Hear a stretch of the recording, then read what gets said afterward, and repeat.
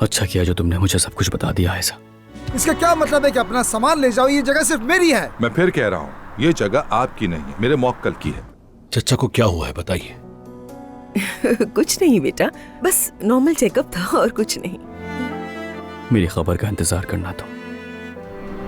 सुन लिया ना, तुम तीनों को आधे घंटे का वक्त देता हूँ। अपना सामान उठाओ और दफा हो जाओ यहाँ से। अहे मेरी जान, मेरा शहजादा,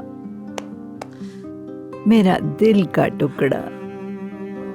ओजान को निकाल दिया है, अब वो जगह हमारी है। शाबाश वकील।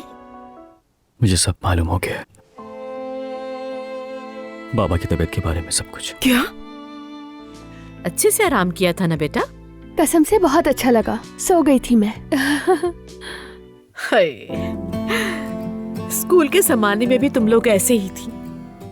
आपको पता है टीचर ने क्या कहा कि क्लास में सबसे अच्छी पेंटिंग मैं ही करती हूँ और कोई नहीं। जोया, मेरी प्यारी बेटी। हाँ, थोड़ा नाराज तो हुई है वो।